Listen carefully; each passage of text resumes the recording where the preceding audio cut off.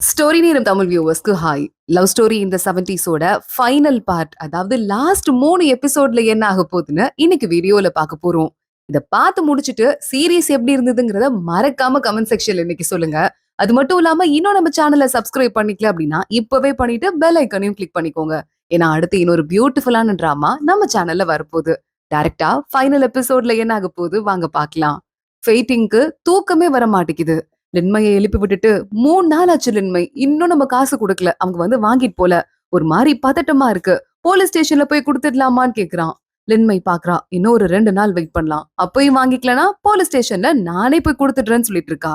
ஒரு வேலை யாரும் வரலனா வெயிட்டிங். நான் சொல்றத கேக்குறியா? யாருமே வரவே இல்லைன்னு வச்சுக்கோ காசை வாங்கிக்கிறதுக்கு. அப்போ நான் ஆரம்பிக்க வேண்டாம். அதுல இருந்து ஒரு ரூபா இல்ல. ஒரு பைசாவை கூட நம்ம எடுக்க கூடாது.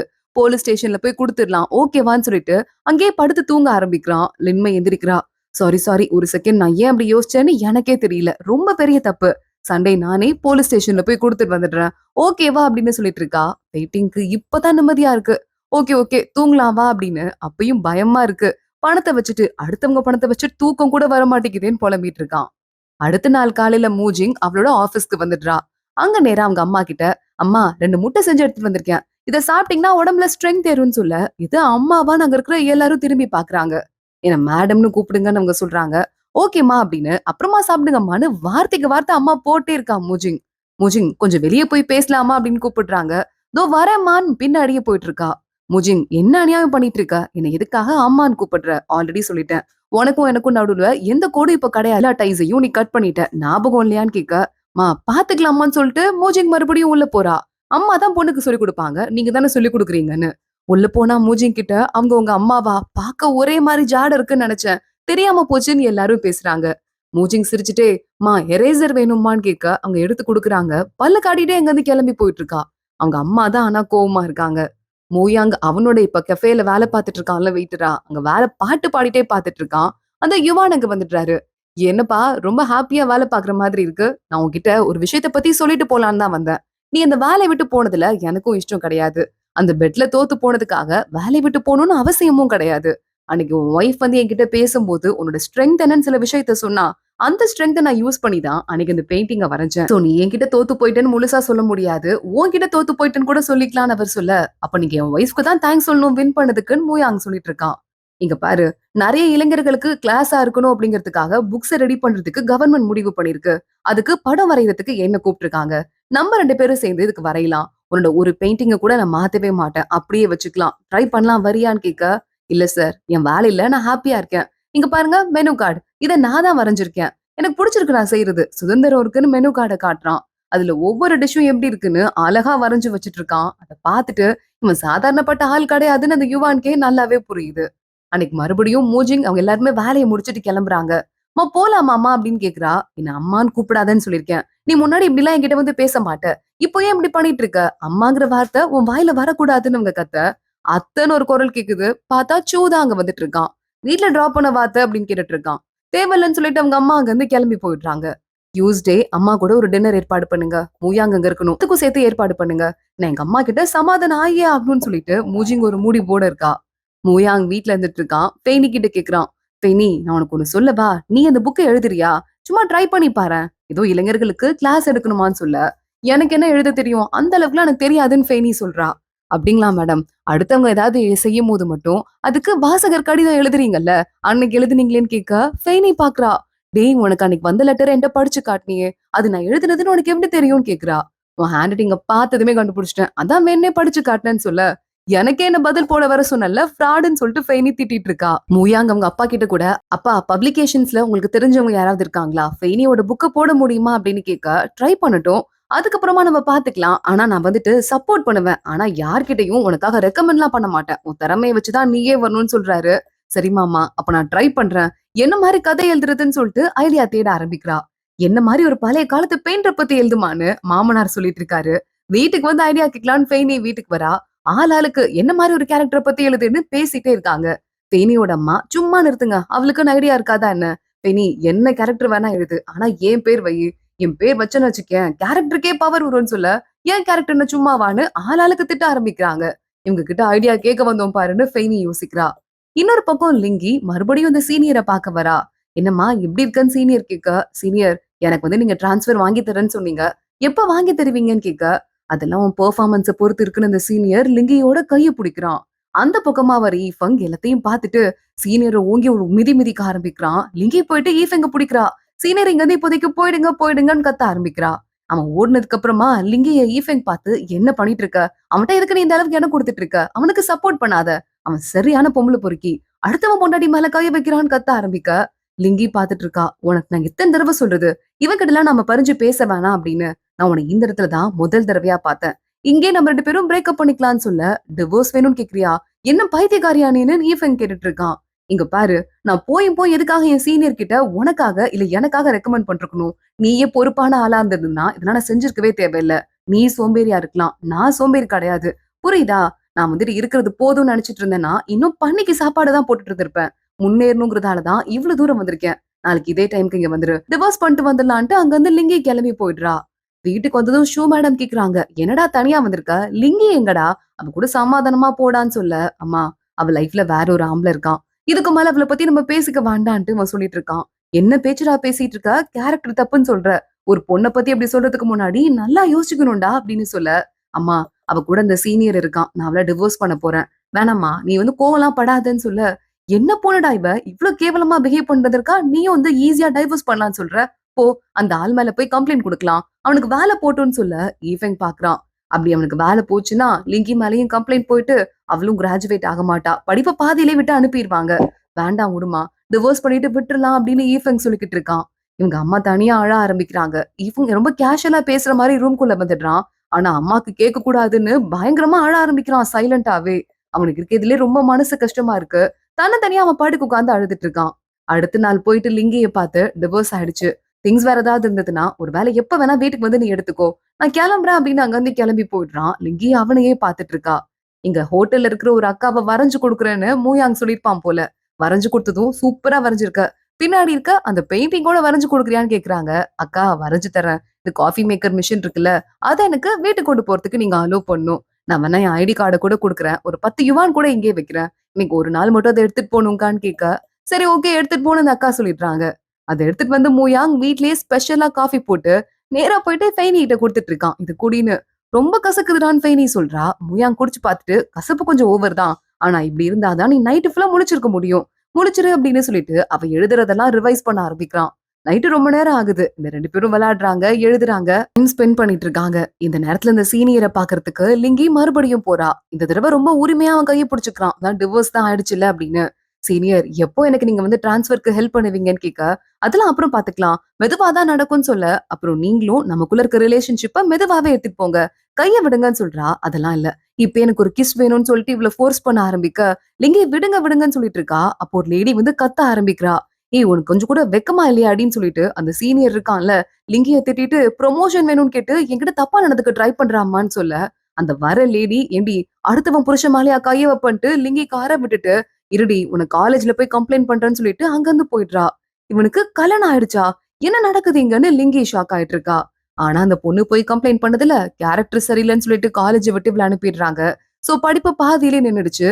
லிங்கி அங்க வந்து திங்ஸ் எல்லாம் பேக் பண்ணிட்டு கிளம்பி வெளியே போயிட்டு இருக்கா. இங்க லின்மை போய் அந்த பர்ஸ ஓனர் திருப்பி வந்து வாங்கிட்டு இருப்பார் போல. என் புருஷன் தான் அதுக்கு காரணம், அவர் தான் உங்ககிட்ட திருப்பி ஒப்படைக்க சொன்னாருன்னு அவர் கையில ஒரு கொடியோட வராரு பாராட்டு பத்திரத்தோட.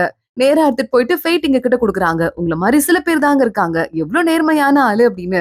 ஃபெயிட்டிங்க எல்லாரும் ஹீரோ ஹீரோன்னு பாராட்டுறாங்க. ஃபெயிட்டிங்க அந்த வைஸ் பிரசிடென்ட்டே அவரோட ஆபீஸ்க்கு கூப்பிடுறாரு. என்ன சார் எதுக்கு கூப்பிட்டுருக்கீங்கன்னு கேட்க, என்னப்பா இவ்வளவு ஈஸியா வந்து நிக்கிற, எவ்வளவு பெரிய பணத்தை ஈஸியா ஒப்படைச்சிருக்க, யாருக்குதான் காசு தேவை இருக்காது, உன்ன மாதிரி ஒருத்தங்களை பாராட்டி உன்னை ஃபுல் டைம் குக்கா இந்த இடத்துல நாங்க அப்பாயிண்ட் பண்றோம். இனிமே நீ ஃபுல் டைம் எம்ப்ளாயி, உனக்கு பெர்மனண்டா வேலை இருக்கு.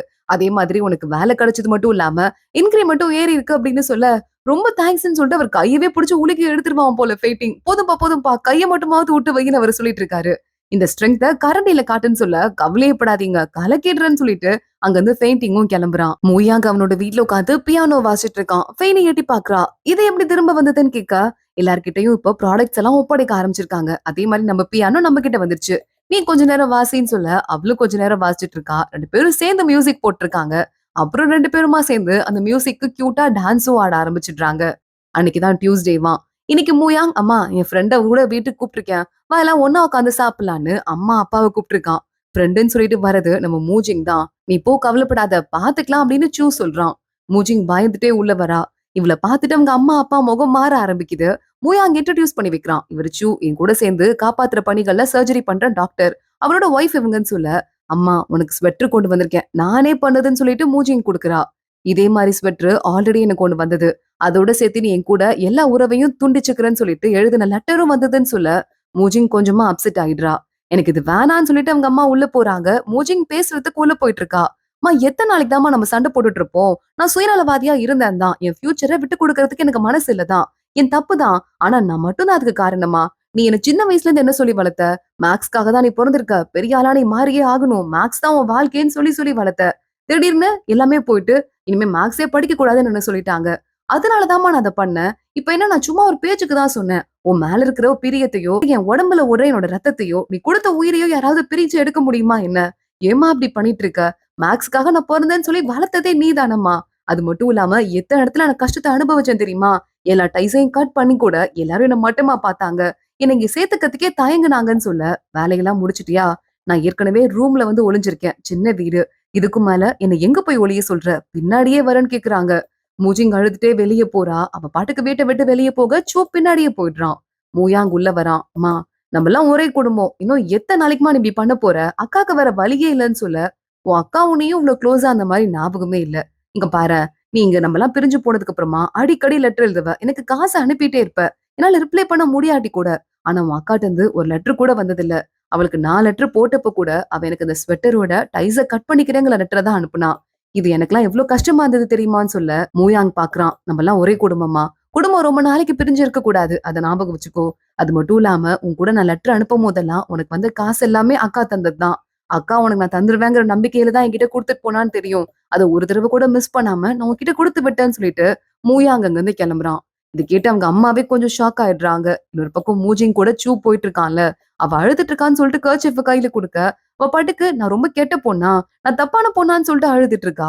சூக்கு இப்ப என்ன சொல்றதுனே தெரியல. சூ மூஜிங்க பார்த்து, மூஜிங் ஒன்னு சொல்லவா, எல்லாத்துக்கும் கொஞ்சம் டைம் தேவைப்படுது. முதல்ல நம்ம 2 பேரையும் பாரு. நம்ம 2 பேரும் காதல்ல விழுவோம்னு தெரிஞ்சா இந்த கல்யாணத்துக்கு சம்மதிச்சோம். ஜஸ்ட் கல்யாணம் பண்ணி ஒருத்தங்களோட தேவைய பூர்த்தி பண்ணிக்கலாம்னு நினைச்சோம். ஆனா உன்கிட்ட நான் இப்படி காதல்ல விழுவேன்னு நினைச்சே பார்க்கல. அதுக்கு காரணம் உன்னோட அருமை எனக்கு புரியறதுக்கு கொஞ்சம் காலம் தேவைப்பட்டுச்சு. என் மனசுல இருக்க பாசம் உனக்கு புரியறதுக்கும் டைம் தேவைப்பட்டுச்சு, அவ்வளவுதானே. உன் அம்மாவுக்கும் அந்த டைம் தேவைப்படும். அந்த டைம் அவங்களுக்கு நம்ம கொடுக்க வேண்டியது நம்ம கடமைன்னு சொல்லிட்டு இருக்கான். வேகமா அவனை கட்டி பிடிச்சுக்கிறான் மூஜிங், ஒரு மாதிரி அழுதுகிட்டே. ஸ்ட்ரெஸ்ஸா இருக்கு அப்படின்னு சொல்லிட்டு.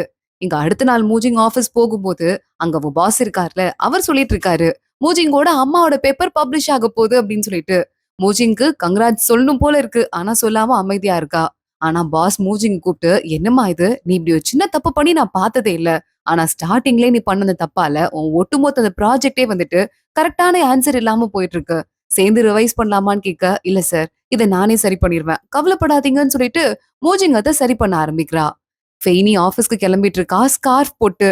மூயாங் உள்ள வரான். வெயில் காலத்துல ஸ்கார்ஃப் போட்டு கிளம்பிட்டு இருக்கேன்னு கேட்க, எல்லாம் ஒன்னாலதான், இங்க பாரு நீ கிஸ் பண்றேன்னு சொல்லிட்டு இந்த இடமே எனக்கு கழுத்து செவந்து போய் கிடக்குன்னு சொல்லிட்டு இருக்கா. இதுக்கு என்கிட்ட இன்னொரு நல்ல ஐடியா இருக்குன்னு சொல்லிட்டு மூயாங் ஒரு ஐடியா கொடுக்குறான். கழுத்துல பேண்டேட் மாதிரி ஓட்டிட்டு ஃபெய்னி அங்க இருந்து வேலைக்கு போயிட்டு இருக்கா. போகும்போது ஃபெங்லின் ஒரு பொண்ணு கூட்டு போயிட்டு இருக்கா. ஃபெய்னியையும் பாக்குறா. அந்த பொண்ணு கூட்டு போயிட்டு நேரா வைஸ் பிரசிடென்ட் ரூம்ல நிறுத்திட்டு, இந்த பொண்ணை அவ புருஷன் அடிச்சு கொடுமைப்படுத்திருக்காங்கன்னு சொல்ல, வைஸ் பிரசிடென்ட் பாக்குறாரு.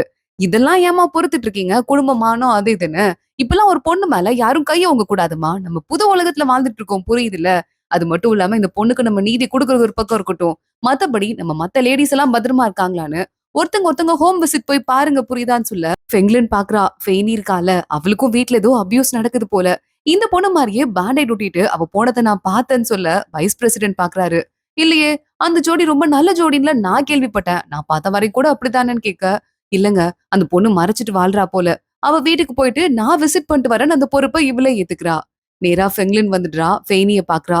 இங்க ஏதாவது உனக்கு நடக்க கூடாத கொடுமை நடந்துச்சுன்னா என்கிட்ட சொல்லு, பொண்ணு அவன் கூட நான் சப்போர்ட்க்கு வருவேன்னு சொல்ல, ஃபெய்னி எனக்கு அப்படி ஒன்னும் நடக்கல, ஒன்ன பார்க்கும்போது தான் எனக்கு அப்படி ஏதாவது நடந்தா நல்லா இருக்கும்னு நீ நினைக்கிற மாதிரி தோணுதுன்னு சொல்ல, ஃபெங்லின் உடனே, இங்க பாரு, இப்ப நீ பெரிய வீட்ல இருக்க, நல்ல பெரிய இடத்துல கல்யாணம் பண்ணிருக்கதான், அதெல்லாம் நான் இல்லைன்னு சொல்லவே இல்ல, பெரிய பெருமையான விஷயம் தான். ஆனா அதுக்காக அடி வாங்கிட்டு ஒருத்தவங்க கூட வாழ முடியுமா?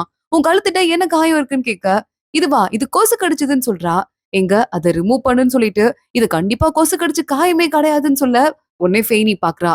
சின்ன கொசு கடிச்சா வராது, 190 சென்டிமீட்டர் இருக்க இந்த பெரிய கொசு கடிச்சா வரும்லன்னு சொல்லிட்டு கேட்க நீ மூயாங் பாக்குறான். ஹே நான் 190 சென்டிமீட்டர் கிடையாது 188 தான் பாரு, நான் நிக்கும் போது என்னோட சின்ன வந்து உன் தலைக்கிட்ட தான் வருதுன்னு சொல்ல, இல்ல என் மூக்கு கிட்ட வருதுன்னு சொல்லிட்டு இந்த 2 பேரும் ஃபெங்லின் முன்னாடியே வேணும்னே கொஞ்சிக்கிறாங்க. ஃபெங்லின் காஃபி குடிக்கிறேன்னு சொல்லிட்டு டக்குன்னு கீழ ஊத்திடுறா. எவ்வளவு தைரியம் தான் இத நாங்க எங்க அம்மா கஷ்டப்பட்டு பின்ன இந்த நெட் மேல ஊத்திருப்ப, அதுக்கு காசு எடு 40 யுவான்னு மூயாங் காசு கேக்குறான். 40 யுவானா? அவ்வளவு காசு என்கிட்ட இல்லையேன்னு ஃபெங்லின் பயந்துட்டு வேற ஏதாவது பண்ணலாமா அப்படின்னு கேக்குறா. சரி மன்னிப்பு கடிதம் எழுது. அந்த மன்னிப்பு கடிதம் பயங்கரமா சின்சியரா இருக்கணும். சின்சியரா இருக்கிறது மட்டும் இல்லாம கிளாரிட்டிங்கிற வார்த்தை கிளாரிட்டியா இருக்கணும். தப்பான வார்த்தை எழுதிட்டு ஃபெய்னி தான் பெரிய வார்த்தையா யூஸ் பண்றான்னு அவன் மேல பழி போடக்கூடாது. புரியுதான்னு மூயாங் நக்கலா பேசிட்டு இருக்கான். கடைசி கேப்ல பழி வாங்குற புரியுது புரியுதுன்னு சொல்லிட்டு எழுதி தரேன்னு சொல்லிட்டு பாவமா அவளும் அங்க இருந்து போயிட்டு இருக்கா. இங்க லின்மையோட அண்ணனுக்கு கால் உடைஞ்சு ஹாஸ்பிட்டல்ல படுத்திருக்கான். லின்மையும் ஃபெய்டிங்கும் பாக்குறதுக்கு வராங்க. என்ன ஆச்சுன்னு கேட்க உங்க அண்ணனை பாரு, அதான் உனக்கு ஒரு மாப்பிள்ள பாத்துட்டு வந்தான்ல டிரான்ஸ்போர்ட் டிபார்ட்மெண்ட்ல, அவன் கூட சேர்ந்து அவன் ஐடியா கொடுத்தான்னு சொல்லிட்டு திருட்டுத்தனமா வண்டி ஓட்டுற வேலையை பாத்திருக்கான். இவன்ட லைசன்ஸ் கூட உருப்படியா இல்ல. அதுல எங்கேயோ போயிட்டு நல்லா நைட்டு நேரத்துல மோதி காலை உடைச்சிட்டு வந்திருக்கான் பாருன்னு சொல்லிட்டு அவங்க அம்மா புலம்ப ஆரம்பிக்க, அந்த டிபார்ட்மெண்ட்ல தான் வேலைக்கு போறேன் அப்படின்னு சொல்லிட்டு காசு எடுத்து அண்ணன் கொடுத்திருந்தான். வேலை கிடைக்குமாமான்னு சொல்லிட்டு லின்மை கேக்குறா. இதுக்கு மேல எங்க அந்த வேலை கிடைக்கிறது, ஆல்ரெடி நோட்டீஸ் போட்டாங்க, வேலை எல்லாம் கிடைக்காதுன்னு சொல்ல அண்ணி பாக்குறா. லின்மை நானும் வேலைக்கு போறேன், என்னால உன் அண்ணனுக்கு டெய்லி சாப்பாடு கொடுக்க வர முடியாது, எனக்கு லீவ் கொடுக்க மாட்டேன்ட்டாங்க, சாப்பாடு கொடுக்கறதுக்கு மட்டும் நீ வரியா ப்ளீஸ்ன்னு கேட்க லின்மை பாக்குறா. அவளுக்கும் வேலை டைட்டா இருக்கும் போல, என்ன பண்ணலான்னு. ஆனா அதுக்குள்ள அவங்க அண்ணன் என்னடி யோசிக்கிற, ஒரு அண்ணனுக்கு சாப்பாடு கொடுக்கறதுக்கு யோசிக்கிறியா, உன் சாப்பாடுல மனுஷன் கை வைப்பானா அப்படின்னு சொல்ல, அண்ணா நான் டைம் இல்லைன்னா என்ன பண்றதுன்னு சொல்லிட்டு யோசிச்சுட்டு இருந்தேன். அது மட்டும் இல்லாம அம்மா அப்பா காசை திருப்பி அடைக்கிறதுக்காக தான் தெரியாம திருட்டுத்தனமா வேலை பார்த்தேன்னு சொன்னேன். அந்த காசை அவங்களாவா உனக்கு கொடுத்தாங்க, நீ திருடிட்டு தானே போன அப்படின்னு சொல்ல, நீ வாய் மூடு இங்க இருந்து கிளம்புன்னு அவங்க அண்ணன் கத்துறான். இதுக்கு மேல இங்க என்ன வேலை, எப்படியோ கெட்டு போட்டு வாங்கன்னு சொல்லிட்டு லின்மை அவ ஹஸ்பண்ட் கூட்டிட்டு அங்கிருந்து கிளம்பிடுறா. பொன்னாடி பாக்குறா. உன்னை பாத்துக்கிறதுக்காக நான் அவன் காலில் விழுந்து கெஞ்சிட்டு இருக்கேன், நீ அவளையே துரத்துறியா, நீ எக்கேடோ கெட்டுப்போன்னு சொல்லிட்டு அவளும் அங்கிருந்து போயிடுறா. உடனே லின்மையோட அண்ணன் அவங்க அம்மா அப்பா கிட்ட அழுதுட்டு இருக்கான். பாருங்க எல்லாரும் என்ன விட்டு போறாங்கன்னு சொல்லிட்டு. ஃபெய்னி வீட்டுல உட்காந்து படிச்சிட்டு இருக்கா. மறுபடியும் மூயாங் பக்கத்துல வந்துடுறான். என்னாச்சு ஃபெய்னின்னு கேட்க, இன்னைக்கு போய் ஃபெங்லின் எல்லார்கிட்டயும் விஷயத்த சொல்லி எல்லாரும் ஒரு மாதிரி குறுகுறுன்னு பார்த்தாங்க தெரியுமான்னு சொல்லிட்டு, இல்ல அந்த நாவல் பத்தி நம்ம யோசிச்சுட்டு இருந்தோம்ல, அந்த நாவல்ல என் ஹீரோ கேரக்டர் என்ன சொல்லுங்க, என் ஹீரோ ஒரு பெரிய கிராமத்துல வேலை பார்த்துட்டு இருக்கான், அப்புறம் திடீர்னு அவன் ஹோட்டலுக்கு வெயிட்டரா போட்டிருக்காங்கன்னு சொல்ல, இது ஏன் கதையாச்சுன்னு சொல்லிட்டு மூயாங் சொல்றான். ஆமா, ஓம் பெயிண்டிங்ல நான் ஹீரோயினா இருந்தான்ல, என் கதையில நீ தான் ஹீரோ, எனக்கு இன்னும் கொஞ்சம் கேரக்டர்ஸ் எல்லாம் தேவைப்படுது, கொஞ்சம் ஹெல்ப் பண்றியான்னு கேட்க, என் கம்பெனில வேலை பாக்குறாங்கல்ல ஹோட்டல்ல, வித்தியாசமா நிறைய பேர் வேலை பாக்குறாங்க, அவங்க கேரக்டர் எல்லாம் உனக்கு சொல்லி தரேன்ட்டு ஒருத்தங்களை பத்தியும் சொல்ல ஆரம்பிக்கிறான். அப்பப்ப ஆட்டை போடுற மேனேஜர் ரொம்ப ஸ்ட்ரிக்டான சர்வர் அக்கான்னு சொல்லிட்டு எல்லார பத்தியும் சொல்லி கொடுக்குறான். ஃபெய்னி சீரியஸா நோட்ஸ் எடுத்துட்டு இருக்கா. இன்னொரு பக்கம் மறுபடியும் மூஜிங்க கிட்ட அவ ஹஸ்பண்ட் வந்துட்டு இருக்கான். நானும் பாத்துட்டே இருக்கேன், வேலை ரொம்ப ஓவரா பாக்குற, டீ குடிச்சிட்டே இருக்க, ரெஸ்ட் எடுன்னு சொல்ல, இல்ல நான் தப்பு பண்ணக்கூடாது, வேலையை முடிக்கணும்னு மூஜிங் பாக்குறா. அம்மா அப்பா கூட இருக்க பிரச்சனை தீந்தாதான் இவன் நிம்மதியாவான்னு சூக்கு தெரியுது. சூ நேரா மூஜிங்கோட அம்மா அப்பா வீட்டுக்கு போயிடுறான். அத்தை மாமா உங்ககிட்ட ஒரு விஷயம் சொல்லணும், நீங்க மூஜிங் மேல கோவமா இருக்கீங்கன்னு புரியுது, அந்த கோவம் ஃபுல்லா தப்புன்னு சொல்லிட்டு நான் என்னைக்குமே சொல்லவே மாட்டேன். ஆனா ஒரு விஷயத்த சொல்லணும், அவளை கல்யாணம் பண்ணிக்கணும்னு வந்தப்போ எனக்கு அவளை கல்யாணம் பண்ணிக்கலாமாங்கிற யோசனை வந்து உன் அப்பாவையும் அம்மாவையும் கம்ப்ளீட்டா பிரேக் பண்ணிட்டியான்னு கேட்டேன். அவ என்ன தெரியுமா பதில் சொன்னா, என் பேரே அம்மா அப்பா கிட்ட இருந்து வந்தது, என் மூச்சும் அப்படிதான், யாராலையாவது சொந்த அம்மா அப்பா விட்டு ஒரு பிள்ளையால பிரிய முடியுமான்னு கேட்டா. அந்த அளவுக்கு அவ மனசுக்குள்ள உங்களதான் இன்னும் வச்சிட்டு இருக்கா. ஜஸ்ட் அவளால அதை வெளியே சொல்லிக்க முடியல, ஏன்னா அவளுக்கு அவளோட ப்ரைட் இடம் கொடுக்கல. அது மட்டும் இல்லாம இந்த போட்டோவை டெய்லி பில்லோ கொடியில வச்சுதான் தூங்கிட்டு இருப்பா. அதுல இருந்து அவளை பிச்சுக்கிறதுக்கு ட்ரை பண்ணிருக்கா, யாரும் பாத்துற கூடாதுன்னு. ஆனா மனசு வராம மறுபடியும் ஓட்ட வச்சிட்டு இருக்கா. நீங்க கொஞ்சம் பாத்துக்கோங்க, உங்க பொண்ணு என்னதான் இருந்தாலும் அவ ஏதாவது தப்பான பாதையில போயிருந்தா அவளை நீங்க கரெக்ட் பண்ணி உங்க கூட கூட்டு போக வேண்டியது உங்க கடமை தானேன்னு சொல்லிட்டு சூ அங்கிருந்து போயிடுறான். அன்னைக்கு மூஜிங் அவளோட ஆபீஸ்ல உட்காந்து வேலை பார்த்துட்டு இருக்கும்போது அம்மா வராங்க. உன்ட்டு சில விஷயங்கள்லாம் கொடுக்கணும்னு சொல்லிட்டு அந்த போட்டோவை கொடுக்குறாங்க. இதுக்கும் மேல போட்டோல இருந்து பிக்கணும்னா எங்களை பிச்சிரு, ஒன்ன மட்டும் போட்டோல இருந்து பிச்சு காத்துன்னு சொல்ல மூஜிங் அழுதுட்டே அதை வாங்கிட்டு இருக்கா. இன்னொன்னு உன்ட்ட குடுக்கணும்னு சொல்லிட்டு அவனோட கண்ணாடின்னு அவ சின்ன வயசுல யூஸ் பண்ண கண்ணாடியாம், அதை குடுக்குறாங்க. மூஜிங் சின்ன வயசுல 100க்கு 100 வாங்கும்போது உனக்கு என்ன வேணும்னு அவங்க அம்மா கேட்டப்போ இந்த கண்ணாடி தான் வேணும்னு கேட்டு வாங்கியிருக்கா. அது கொடுத்ததை பார்த்துட்டு அம்மா நம்மள மறுபடியும் பொண்ணா சேர்த்துக்கிட்டாங்கன்னு சொல்லிட்டு மூஜிங்க்கு தெரியுது. மூஜிங் கண்ணுந்து கண்ணீரா கொட்ட ஆரம்பிக்குது. என்ன மன்னிச்சிடுறா செல்லம், சாரி நான் கொஞ்சம் டைம் எடுத்துக்கிட்டேன் அப்படின்னு சொல்லிட்டு அவங்க அம்மா அவளுக்கு கண்ணீரெல்லாம் தொடச்சு விட்டுட்டு, இதுல தானே உனக்கு ப்ராப்ளம் இருக்கு, இப்ப பாரு நான் உனக்கு ஹெல்ப் பண்றேன்ட்டு அவ ப்ராப்ளம் எடுத்துட்டு போயிட்டு அவங்க அம்மா சால்வ் பண்ண ஆரம்பிக்கிறாங்க. அடுத்த நாள் சூவை பாக்கிறதுக்கு மூஜிங் வேகமா ஓடி போறா. ரொம்ப ரொம்ப தேங்க்ஸ், என்னைக்கும் இந்த ஹெல்ப்பை மறக்கவே மாட்டேன், நீ தான் இருக்கிறதுலே பெஸ்ட் ஹஸ்பண்ட்னு சொல்லிட்டு மூஜிங் சூ கிட்ட சொல்லிட்டு இருக்கா. இங்க இந்த ஃபெங்லின காட்டுறாங்க. ஃபெங்லினோட பாய் ஃப்ரெண்ட் இருக்கான்ல, கஷ்டப்பட்டு இவ கூட சீட் வாங்கி குடுத்தாளே காலேஜ்ல படிக்கிறதுக்கு ஃபெய்னிட்ட இருந்து புடுங்கி. அந்த பையன் வந்திருக்கான். இதுக்கும் மேல என்னால உன்ன லவ் பண்ண முடியாது. நம்ம 2 பேரும் பிரேக்கப் பண்ணிக்கலாம்னு சொல்லிட்டு இருக்கான். என்னடா பேசிட்டு இருக்க? நான் தான் உனக்கு காலேஜ் படிக்கவே சீட் வாங்கி குடுத்தேன். என்ன ஏன் கழட்டி விட்றன்னு கேட்க, முன்னாடி நீ ஆபீஸ்ல வொர்க் பண்ணிட்டு இருந்த. இப்ப சாதாரண ஃப்ரண்ட் வொர்க்கரா இருக்க. உன்ன எப்படி காலேஜ்ல படிச்ச ஒரு பையன் கல்யாணம் பண்ணிக்க முடியும்? நீ தான் சீட் வாங்கி குடுத்த. நான் இல்லன்னு சொல்லல. ஆனா அதுக்காக என்ன விட இப்ப வந்துட்டு புவரா இருக்க உன்ன, வேற கிளாஸ்ல இருக்க உன்ன நான் எப்படி கல்யாணம் பண்ணிக்க முடியும்? காதல் எப்படி வருதோ, அதே மாரி இது போறதுக்கும் வாய்ப்பு இருக்குல்ல. என்ன உட்டுருன்னு சொல்லிட்டு அந்த பையன் அங்கிருந்து கிளம்பி போயிடுறான். ஃபெங்லின் இவனுக்காக என்னென்னலாம் பண்ணா, அத நினைச்சு அவ படுக்க தனியா கதறி கதறி அழுதுட்டு இருக்கா. இன்னொரு பக்கம் நம்ம ஃபெய்டிங் இருக்கான்ல, அவன் அந்த பாவம் லின்மையோட அண்ணனுக்கு சாப்பாடு கொண்டு போலான்னு கிளம்பிட்டு இருக்கான். அதுக்குள்ள அங்க லின்மை வந்துடுறா. "எதுக்கு? என் அண்ணனுக்கு சாப்பாடு கொண்டு போறியா?" அப்படின்னு கேட்டுட்டு, "சரி பரவால்ல, போனா போற. இந்த கறி இருக்கு பாரு, அதையும் சமைச்சு அவன்ட்ட குடுத்துருன்னு" சொல்லிட்டு அங்கிருந்து கிளம்பிடுறா. வெயிட்டிங் நேரா போறான். அங்க அவங்க அண்ணனோட ஒய்ஃப் உட்கார்ந்துட்டு இருக்கா. "தம்பி வந்துட்டீங்களா? ரொம்ப தேங்க்ஸ்ன்னு" சொல்லிட்டு, "இங்கேயே உட்காந்துருங்க. எனக்கு கொஞ்சம் வேலை மட்டும் இருக்கு. அத மட்டும் முடிச்சுட்டு வரேன்னு" சொல்லிட்டு அங்கிருந்து ஓடி போறா. இவர சாப்பிட மட்டும் வைங்கன்னு. வெயிட்டிங் பாக்குறான். "போதும் போதும். எத்தன நேரம் நீங்க தூங்குற மாரி நடிச்சிட்டு இருப்பீங்க? உங்களுக்கு கால் அடிபட்டுருச்சு. இனிமே நடக்க முடியாது. கிச்சன்ல நான் ஒரு வேலை வாங்கி தரேன். வரீங்களான்னு" கேட்க அவங்க அண்ணன் பாக்குறான். "என்ன மட்டும் சமையலுக்கு பண்றதுக்கு கூப்பிட்ட. சத்தியமா அந்த இடத்துல கால் கூட வைக்க மாட்டேன். என்ன பார்த்தா உனக்கு குக்கு மாரி தெரியுதான்னு" கேட்க வெயிட்டிங் பாக்குறான். யோ! குக் பண்ற அளவுக்கு உனக்கு என்ன திறமை இருக்குன்னு நெனச்சுட்டு இருக்கியா? காய்கறி வெட்டுறதுக்குலாம் அங்க வந்து ஆளு கை ஆள் இல்ல. அதுக்கு தான் போனா போதுன்னு உன்ன கூப்பிட்டா, சாருக்கு குக் ஆகணுமாமே! வரியான்னு கேட்டு, வரியோ இல்லையோ, இந்தா திங்க சொல்லி உன் தங்கச்சி தான் கறியெல்லாம் வாங்கி குடுத்துட்டு போனா. தின்ட்டு வேலைய பாருன்னு சொல்லிட்டு அங்க சாப்பிடுறதுக்கு குடுக்க, அவங்க அண்ணன் அமைதியா படுத்துட்டு இருக்கான். இன்னொரு பக்கம் ஏதோ நோட்டீஸ் போர்டுல கூட்டமா நிக்குது. பெயினே ஓடி போறா. என்னாச்சுக்கான்னு சொல்லிட்டு கேட்க, இந்த ஃபெங்லின் இருக்கால்ல, அவ ஏதோ தப்பு பண்ணிட்டா போல. அதனால 2 மெஷின் கம்ப்ளீட்டா எரிஞ்சு போயிருச்சாம். அதனால அவள வேலைய விட்டு தூக்கி நோட்டீஸ் ஒட்டியிருக்காங்க பாத்தியான்னு சொல்ல, ஃபெங்லினுக்கு வேலை போச்சான்னு சொல்லிட்டு ஃபெய்னி பாத்துட்டு இருக்கா. ஃபெங்லின் அங்க வைஸ் பிரசிடென்ட் கிட்ட என்ன மன்னிச்சிருங்க. இனிமே இப்படி நடக்காதுன்னு சொல்ல, "ஏம்மா உன்ன மன்னிக்கிற மாரி அம்மா ஒரு தப்பு பண்ணி வச்சிருக்க.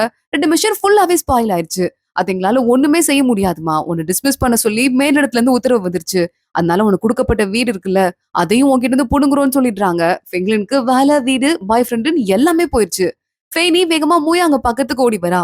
"இன்னும் ஏன் இப்படி ஓடி வரேன்னு" மூயாங் கேட்க, ஃபெங்லினுக்கு இங்கிருந்து வேலைய விட்டு அனுப்புறாங்களாம். அதனால அவளுக்கு குடுத்த நம்ம வீடு இருக்குல்ல, அத நம்ம கிட்டயே திரும்ப குடுத்துட்டாங்க.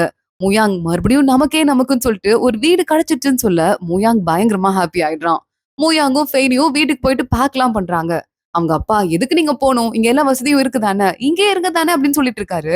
மூயாங்கோட அம்மா பாக்குறாங்க. "உங்களுக்கு வயசாயிருச்சு, போர் அடிக்குதுன்னு சொல்லிட்டு சின்ன பிள்ளைங்கள இங்கே இருக்க சொல்லுவீங்களா? அவங்களுக்கு புடிச்ச மாரி அவங்க வாழ்ந்துட்டு போட்டும்ன்னு" சொல்லிட்டு இருக்காங்க. உடனே ஃபெய்னி வரா. அது மட்டும் இல்லாம அக்கா இருக்காங்கல்ல, அதான் மூஞ்சிங்க அக்கா.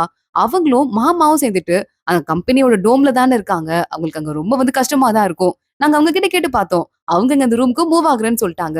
சோ நாங்க போனாலும் உங்களுக்கு கம்பெனி இருக்கும்னு சொல்ல, மூஜிங்கோட அப்பா ஹாப்பி ஆயிடுறாரு. "என்னது என் குட்டி தேவதை மறுபடியும் எங்க வீட்டுக்கு வரப்போறாளா? அது போதும் எனக்குன்னு" சொல்லிட்டு ஹாப்பியா சொல்லிட்டு இருக்காரு. ஃபெய்னியும் மூயாங்கும் மறுபடியும் திங்ஸ் எல்லாம் காலி பண்ணிட்டு வண்டியில வச்சு எடுத்துட்டு அவங்களோட பழைய வீட்டுக்கு போறாங்க. பியானோவ அவங்க அம்மா, அப்பா மூயாங்கே குடுத்துருக்காங்க. அத கொண்டு வந்து வச்சுட்டு, "இப்ப பாருங்க நான் எவ்ளோ அழகா வாசிக்கிறேன்னு" சொல்லிட்டு ஃபெய்னி வாசிக்கிறா. கீழ் வீட்ல இருக்கவங்கலாம், "எவ்ளோ சூப்பரா மியூசிக் வருது பாரு" அப்படின்னு சொல்லிட்டு கேட்டுட்டு இருக்காங்க. இங்க லின்மையோட அண்ணனுக்கு தண்ணி தாகமா இருக்கு. வாட்டர் பாட்டில் கீழ இருக்கு. அத எடுக்க கூட முடியாம கஷ்டப்பட்டுட்டு இருக்கான். பக்கத்துல யாருமே இல்ல. பார்த்தா அங்க ஃபெய்டிங் வந்துடுறான். குடுங்கன்னு சொல்லிட்டு தண்ணி குடுத்துட்டு, "சாப்பாடு மறுபடியும் எடுத்துட்டு வந்திருக்கேன். இப்போ நீங்க ஹாஸ்பிடல்ல இருந்து டிஸ்சார்ஜ் ஆகுற நிலைமைக்கு வந்துட்டீங்க. இதுக்கும் மேலயும் கண்டத பத்தியும் கவலைப்படாம இருக்காதீங்க. கொஞ்சமாவது யோசிங்கன்னு" சொல்லிட்டு இருக்கான். இதுக்கும் மேல உன் இஷ்டம். உன் தங்கச்சி தான் சாப்பாடு இன்னைக்கு சமைச்சு குடுத்துருக்கா. சாப்பிடுன்னு சொல்லிட்டு ஃபெய்டிங் அங்கிருந்து போயிடுறான். அத சாப்பிடும்போது வேகமா லின்மையோட அண்ணன் கண்ணுல இருந்து கண்ணீரா கொட்ட ஆரம்பிக்குது. அந்த வேலைக்கு போறது அப்படின்னு சொல்லிட்டு முடிவு பண்ணி கொஞ்சம் கொஞ்சமா மனசு திருந்த ஆரம்பிக்கிறான். மோயாங்கும் ஃபெய்னியும் இப்ப மறுபடியும் இந்த புது வீட்டுக்கு வந்துருக்காங்கல்ல, மொட்டை மாடியில உட்காந்து கேம்லாம் விளையாட ஆரம்பிக்கிறாங்க. அந்த கேம் விளையாடும்போது ஃபர்ஸ்ட் வந்துட்டு கிஸ் பண்ணணும்னு சொல்லிட்டு அந்த கேம்ல ரிசல்ட் வருது.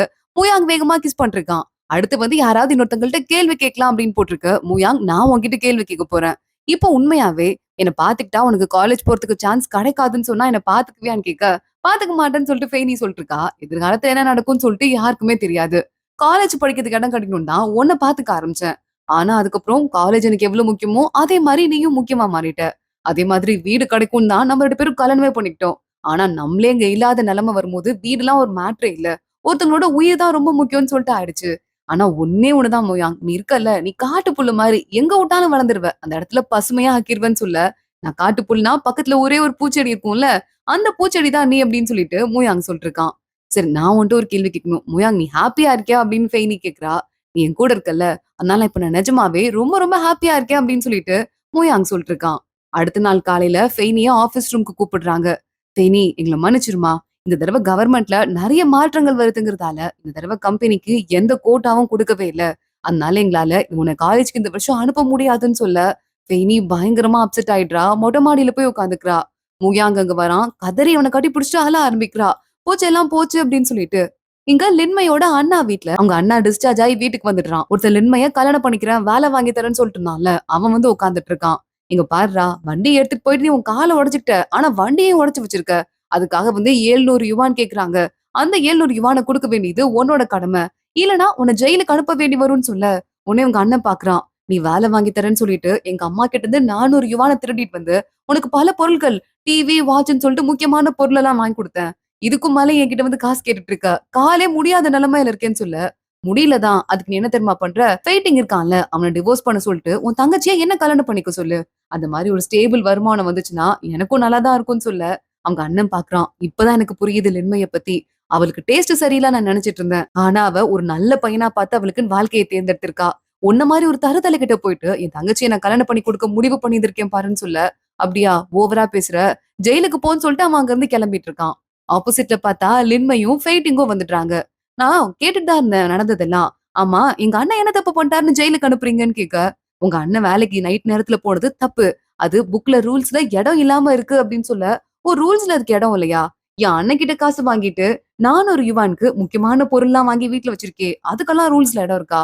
என் அண்ணன ஜெயிலுக்கு அனுப்பு. ஒண்ணும் பிரச்சனை இல்ல. என்ன என் அண்ணனுக்கு கொஞ்சம் ஓட்டவாகி நீ என்னென்ன பண்ணன்னு சொல்லிட்டு எங்க அண்ணன் போலீஸ் கிட்ட சொல்லிருவான். அடுத்து உனக்கு வேலை இருக்குமான்னு யோசிச்சுக்கிட்டியான்னு" கேட்க, "சரி, ஓகே. உன் அண்ணன நான் ஜெயிலுக்கு கூட அனுப்பல. ஆனா வந்துட்டு காசு வண்டி ரிப்பேர் ஆயிடுச்சுல்ல. காசு குடுக்கணும்ல" அப்படின்னு சொல்ல, "காசு குடுக்கலாம் தான். 700 யுவான் வேணுமா? நாங்க பெரிய செலவாவே எடுத்துக்கிறோம். நாங்க தான் வண்டி இடிச்சிட்டோம்னு சொல்லிட்டு. அதுக்கு நாங்க என்ன பண்றோம், ஒரு 400 யுவான் நாங்க குடுத்துடுறோம். மீதி 300 யுவான் நீ போட்டுக்கோன்னு" சொல்ல, சரி காச எடுங்கன்னு சொல்லிட்டு அவன் சொல்லிட்டு இருக்கான். 50 50 யுவான் எடுத்து லின்மய் குடுத்துட்டு இருக்கா. "மீதி காசெல்லாம் எங்கன்னு?" கேட்க, "என் அண்ணன் தானே காசு எடுத்துட்டு போயிட்டு உனக்கு தேவையான பொருள்லாம் வாங்கி குடுத்தான். அந்த பொருள்லாம் நீ தான் வேலை வாங்கி குடுக்கலையே. அப்ப அது எங்க போய் கணக்குல காட்டுறது? சோ அதெல்லாம் மத்ததுக்கெல்லாம் கழிச்சுக்கோ புரியுதா?" அப்படின்னு சொல்ல, "எவ்வளவு தைரியம் இருந்தா அப்படி பண்ணிட்டு இருப்ப?" அப்படின்னு லின்மய திட்ட ஆரம்பிக்கிறான். "யார பாத்துடா கைய ஓங்குற? என் பொண்டாட்டிய பார்த்து கை ஓங்குற வேலை வச்சுக்காத. கம்ப்ளைண்ட் பண்ணா நடக்குறதே வேறன்னு" சொல்லிட்டு ஃபைட்டிங் மிரட்ட ஆரம்பிக்கிறான். இவன் வேற பெர்மனன்ட் ஸ்டாஃப் மட்டும் வம்பு வேற வச்சுக்க கூடாதுன்னு சொல்லிட்டு அவன் அங்கிருந்து ஓடி போயிடுறான். லின்மயோட அண்ணன் லின்மய பார்த்து, "லின்மய், ரொம்ப தேங்க்ஸ். இப்ப குடுத்திருக்கல்ல அந்த 50 யுவான். அது கூட நான் சீக்கிரமா குக்கு வேலைக்கு போயிட்டு அது எல்லாத்தையும் அடைச்சிடுறேன்னு" சொல்லிட்டு, இன்னும் அந்த வேலை காலியா இருக்குல்லன்னு கேட்க வெயிட்டிங் பாக்குறான். "இருக்கு இருக்கு, உங்களுக்காக தான் வெயிட்டிங்ல இருக்கு. சீக்கிரம் வாங்கன்னு" சொல்ல 2 பேரும் அப்படியே கண்ணீரோட ஒருத்தங்க ஒருத்தங்க பாத்துக்கிறாங்க. இங்க ஷூ மேடம் மின்னல் வேகத்துல ஃபெய்னிய பாக்கறதுக்கு ஓடி வராங்க. "என்னடா?" அப்படின்னு சொல்லிட்டு பார்த்தா, ஒரு ஹாப்பி நியூஸ் இருக்குன்னு சொல்லிட்டு நியூஸ் பேப்பர் குடுக்குறாங்க. அதுல மறுபடியும் என்ட்ரன்ஸ் எக்ஸாம் திரும்பி வரப்போது. இனிமே கோட்டாலாம் தேவையில்ல. எக்ஸாம்ல யாரு பாஸ் ஆகுறாங்களோ அவங்களுக்கு காலேஜ்ல சீட்டுன்னு போட்டிருக்கு. ஷூ மேடம ஃபெய்னி ஓடி போய் கட்டி புடிச்சுக்கிறா. எல்லாத்தையும் கட்டி புடிச்சுட்டு நியூஸ் பேப்பர காட்டிட்டு இருக்கா. "இங்க பாருங்க, என்ட்ரன்ஸ் எக்ஸாம் திரும்ப வந்துருச்சு" அப்படின்னு சொல்லிட்டு. ஃபெய்னி மறுபடியும் வீட்டுக்கு வந்து படிக்கிறதுக்காக மூயாங்கோட அம்மா, அப்பா கிட்ட எல்லா புக்ஸையும் வாங்கிக்கிட்டு இருக்கா. ஃபெய்னி வந்து மூயாங்கோட அம்மா கிட்ட மேத்ஸ் மட்டும் சொல்லிக் குடுங்க அத்தன்னு சொல்ல, "அது குடுக்க மாட்டேன்னா என்ன? நான் உனக்காக ஸ்பெஷல் கிளாஸே எடுக்கிறேன் வான்னு" சொல்லிடுறாங்க. ஃபெய்னி படிக்க ஆரம்பிக்கிறா. மூயாங் அவளுக்காக ஸ்பெஷலா காஃபி ரெடி பண்ணிட்டு இருக்கான். தூங்காம அவ படிக்கணும்னு சொல்லிட்டு பக்கத்துலயே உட்கார்ந்து அவன் தூங்கிட்டு இருக்கான். ஃபெய்னி அவன பார்த்து சிரிச்சுட்டே படிக்க ஆரம்பிக்கிறா. இங்க மூஜின் கிட்ட சீனியர் ஒருத்தர் வராரு. "இந்த இடத்துல இருந்து யாரையாவது ஜெர்மனிக்கு நல்ல இருக்கிறதுலயே எதிர்காலம் பிரகாசமா இருக்க ஒரு ஆள படிக்க அனுப்பணும்னு சொல்லியிருந்தாங்க. அது நீதான். உன்ன அனுப்பலான்னு இருக்கேன்னு" சொல்ல, எப்பவுமே ஓகேன்னு உடனே சொல்லுவால்ல. ஆனா அந்த தடவ மூஜின் யோசிக்க ஆரம்பிக்கிறா. "சரிம்மா, நீ யோசிச்சுட்டு சொல்லு. முன்னாடி நீ உடனே ஓகேன்னு சொல்வ. அது எனக்கு ஒரு கலீகா ரொம்ப புடிச்சிருந்தது. இப்போ நீ கொஞ்சம் யோசிக்கிறல்ல, அது சூவோட அங்கிளா எனக்கு ரொம்ப புடிச்சிருக்குன்னு" சொல்லிட்டு அங்கிருந்து போறாரு. இத எப்படி சூ கிட்ட சொல்றதுன்னு சொல்லிட்டு மூஜின் யோசிக்க ஆரம்பிக்கிறா. "எப்பதான் என்கிட்ட சொல்லலான்னு இருக்க? நானும் வெயிட் பண்ணி போர் அடிக்குதுன்னு" சூ சொல்லிட்டு இருக்கான். "உனக்கு தெரிஞ்சு போச்சா?" அப்படின்னு மூஜின் கேட்கிறா. "ஆமா. அங்க எனக்கு ஸ்பை இருக்காங்க. அவங்க எனக்கு ஆல்ரெடி சொல்ட்டாங்க. நீ ஆனா என்ன பத்தி யோசிக்கிறல்ல, அப்போனா அதுல இருந்தே எனக்கு தெரியுது நீ என்ன லவ் பண்றன்னு சொல்லிட்டு. ஏன்னா இங்கிருந்து டிரான்ஸ்ஃபர் ஆகும்போது என்ன கண்டுக்க கூட இல்ல நீனு. அதனால நீ போற. போயிட்டு நல்லபடியா ஜெர்மனில படி. ஒண்ணும் பிரச்சனை கிடையாதுன்னு" சொல்ல, ரொம்ப ரொம்ப தேங்க்ஸ்ன்னு சொல்லிட்டு மூஜிங் அவன கட்டி புடிச்சுக்கிறா. "என்ன, என் கம்பெனில தான் ஜெர்மனிக்கு படிக்க சொல்லி என்ன போக சொன்னாங்க. நான் தான் உன்ன விட்டு போக மனசு இல்லாம நான் மெடிசின் படிக்க வரலன்னு சொல்லிட்டேன். அடுத்த கோர்ஸ் படிக்கிறதுக்கு. அதான் கொஞ்சம் வருத்தம்னு சூ சொல்ல, நான் மட்டும் சுயநலமா இருக்கேனா அப்படின்னு சொல்லிட்டு மூஜின் கேட்கிறா. "நீ என்ன லவ் பண்ற. அதனால என்ன பத்தி யோசிச்சுட்டு இருந்த. அதே மாதிரி நான் உன்ன லவ் பண்றேன். அதனால உன்ன விட்டு போக முடியலன்னு சொல்லிட்டு முடிவெடுத்தேன். நம்ம 2 பேருக்கும் ஒரு ஒரு கேரக்டர் தனித்தனியா இருக்கு. அதுபடி நம்ம இருக்கோம்னு" சொல்ல, மூஜிங் வேகமா சிரிக்க ஆரம்பிக்கிறான் அவன கட்டி புடிச்சுட்டு. "சாரி" அப்படின்னு சொல்லிட்டு. மூயாங் வீட்டுக்குள்ள வரான். மாடியில இருக்கேன்னு சொல்லிட்டு சிக்னல் குடுத்துட்டு ஃபெய்னி போயிருக்கா. இவன் நேரா மாடி கிளம்பி போனா, மாடியில இவன் வரைஞ்சு இவள பத்தி வரைஞ்ச ஓவியம்லாம் இருக்கும்ல, இவங்களோட லைஃப் ஸ்டோரி. அது அத்தனையும் எக்ஸிபிஷன் மாரி போட்டு வச்சிருக்கா. மூயாங் அதெல்லாம் பார்த்துட்டு இருக்கான். நம்மளோட ஃபர்ஸ்ட் எக்ஸிபிஷன், உன்னோட பெயிண்டிங்கோட ஃபர்ஸ்ட் எக்ஸிபிஷன் எப்படி இருக்குன்னு சொல்ல எனக்கு ரொம்ப ரொம்ப புடிச்சிருக்கு. ஃபெய்னி, நான் ஒண்ணு முடிவு பண்ணியிருக்கேன். நீ போறல்ல காலேஜ், அதுக்கு பக்கத்துல தான் ஆர்ட்ஸ் யூனிவர்சிட்டி இருக்கு. நானும் என்ட்ரன்ஸ் எக்ஸாம் எழுத போறேன். நம்ம 2 பேருமே சேர்ந்து படிக்க போனோம்னா, ஒண்ணா வீட்லயே இருக்கலாம். நம்ம 2 பேரும் ஒண்ணா கிளம்பி, ஒண்ணா காலேஜ் போயிட்டு திரும்ப வரலாம். உனக்கு எந்த அளவுக்கு படிப்பு முக்கியம்னு தெரியும். ஆனா எனக்கு அந்த அளவுக்கு நீ முக்கியம். நானும் என்ட்ரன்ஸ் எக்ஸாம் எழுத போறேன்னு சொல்ல, நிஜமாவா? அப்படி மட்டும் நடந்தா எவ்வளவு நல்லா இருக்கும்னு சொல்லிட்டு இவ கட்டி புடிச்சிட்டு இருக்கா. அதே மாதிரி இப்ப ஃபெய்னி கூட சேர்த்து இப்ப மூயாங்கையும் படிக்க வைக்க வேண்டிய வேலை உங்களுக்கு இருக்கு. ஃபெய்னி எல்லாத்தையும் ஈஸியா கத்துக்கிறா. என்ட்ரன்ஸ் எக்ஸாம்ல பாஸ் பண்றதுக்கு பேசிக்கா மார்க்ஸ் தெரியணும்ல. அது ஆனா மண்டையிலே ஏற மாட்டேங்குது மூயாங்குக்கு. அவங்க அம்மா திட்டி, உன்னெல்லாம் எப்புட்றா படிக்க வைக்கிறதுன்னு சொல்லிட்டு புலம்பி புலம்பி படிக்க வைக்கிறாங்க. அவங்க அம்மா கூட சேர்ந்து மூஜிங்கும் வந்து சேர்ந்துக்கிறா சொல்லிக் குடுக்கறதுக்காக. அடுத்து ஃபெய்னியும் மூயாங்கும் வீட்ல ராத்திரி பகலா உட்கார்ந்து படிக்க ஆரம்பிக்கிறாங்க. அன்னைக்கு நைட்டு குளிர்ல வேக வேகமா மூயாங் ஓடி வரான். பார்த்தா அங்க நடுவுல பேரியர் போட்டு கட்டில் போட்டிருக்கு.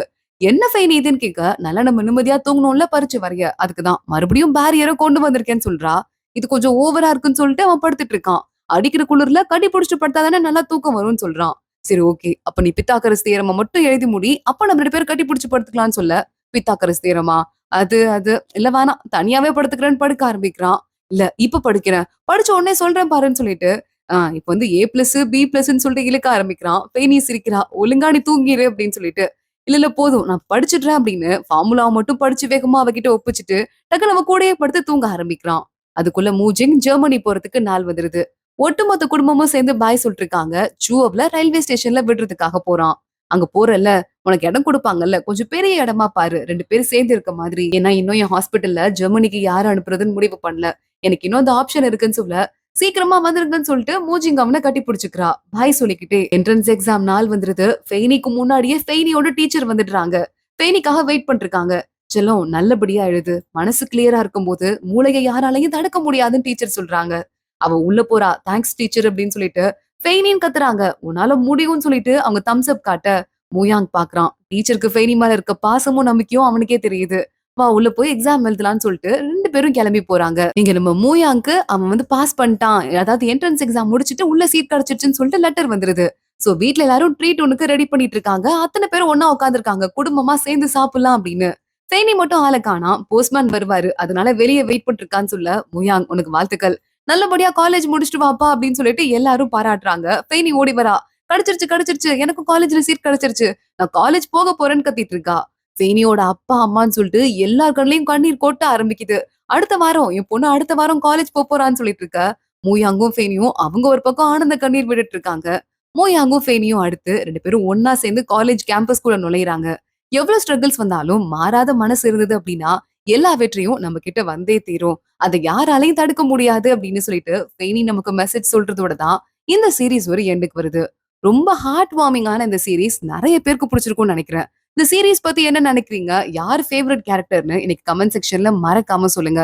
இன்னும் ஒரு அழகான, நமக்கு ரொம்ப புடிச்சமான ஒரு சீரிஸ் அடுத்து வரப்போது.